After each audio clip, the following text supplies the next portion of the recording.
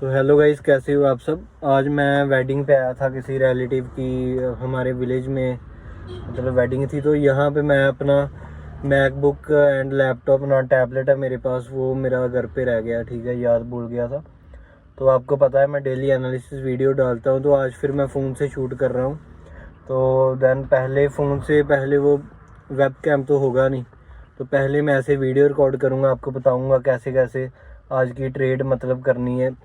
And कुछ psychology की बातें करूँगा कि साइकोलॉजी बंदे की कैसे ठीक हो सकती है। तो पहली बात है, आप साइकोलॉजी को ब्लेम करना बंद करिए। कब तक? जब तक आपके पास प्रॉपर सेटअप नहीं है, प्रॉपर स्ट्रेटजी नहीं है जिसको आपने 1-2 साल बैक टेस्ट किया हो। ठीक है, तो उसके बाद अगर बैक टेस्ट कर लिया है अप टू 1 ईयर मिनिमम, ठीक है, देन आप वो डाटा को देख के आप कह सकते हो कि अब मार्केट में थोड़ा बहुत मतलब अपनी परफॉर्मेंस दिखा सकते हो। लेकिन वहाँ भी आपके रूल ब्रेक होंगे। ठीक है, आपको पता होगा कि 10 लिस्ट हैं रूल की, 10 में से 5 फॉलो हो रहे हैं, 5 नहीं हो रहे, या वो आपको नहीं पता चल रहा, तो वो फिर साइकोलॉजी इशू होता है। तो पहले तो प्रॉपर अपनी स्ट्रेटजी बैक टेस्ट करो, अपना सेटअप क्रिएट करो, अपनी स्ट्रेटजी क्रिएट करो। ठीक है, अपने टाइम जोन देखो कि कौन से टाइम में आपने ट्रेड करनी है, कौन से में नहीं करनी। फिर आप साइकोलॉजी को ब्लेम करना। वहाँ फिर आ जाता है साइकोलॉजी में क्या आता है, डिसिप्लिन आ जाता है, फोमो आ जाता है, ओवर ट्रेडिंग हो गया, risk management.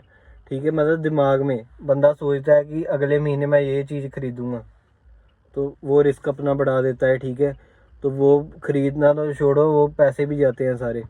And over trading में ऐसा है कि लोगों को लगता है कि जितनी ज़्यादा ट्रेड होगी उतना ज़्यादा प्रॉफिट होगा, लेकिन ऐसा नहीं है। ट्रेडिंग में लेस इज़ मोर, मतलब कम चीज़ ज़्यादा है।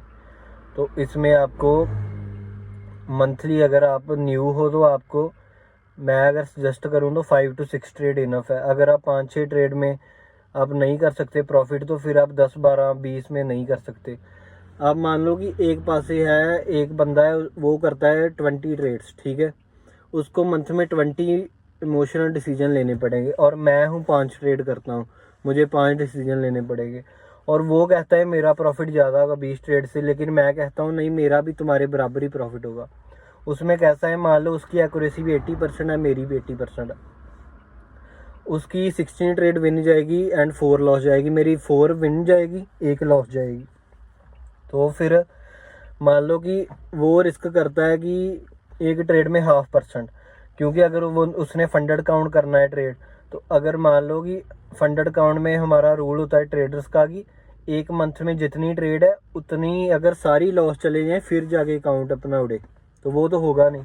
तो उसको फिर 0.5% रिस्क लेना पड़ेगा, मतलब 10% ड्रॉ डाउन है, 20 ट्रेड्स होगी, तो उसका 0.5% से मान लो उसका रिस्क टू रिवॉर्ड है 1:2, तो उसका हाफ से होगा 1%।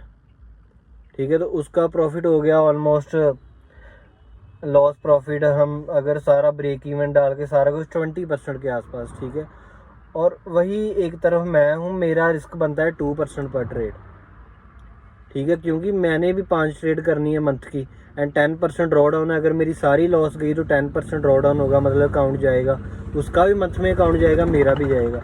तो मैं 2% रिस्क करूँगा, 4 या 8, 8 या 16, अगर इस 2 है 16% प्रॉफिट, एंड मेरा भी ऑलमोस्ट 16। वैसे अगर ब्रेक इवन में भी थोड़ा बहुत अगर मैं प्रॉफिट कर लूँ तो मेरा भी ऑलमोस्ट 18-90% प्रॉफिट होगा। ठीक है, तो इस तरह चीज़ वर्क करती है, ज़्यादा कोई फ़र्क नहीं पड़ता ट्रेड का। मान लो मेरा 15% हो जाएगा प्रॉफिट, एंड कोई बंदा है 20 ट्रेड करता है, उसका 20% हो जाएगा। तो ज़्यादा तो डिफरेंस नहीं है, ज़्यादा डिफरेंस है इमोशनल डिसीजन। पहली बात तो वो 20 ट्रेड में 16 अगर प्रॉफिट नहीं करेगा, उसमें 6-7 बार उसका इमोशनल डिसीजन लेके उसका सारा लॉस हो जाएगा। तो इसलिए आपने वो गलती नहीं करनी है, अपने 4 से 5 ट्रेड करनी है जिसमें आप डिसीजन भी कम लो, एक मतलब एक स्नाइपर एंट्री करो एंड अपना टीपी हिट करो, अपना प्रॉफिट करो। ठीक है, सो अभी स्क्रीन पे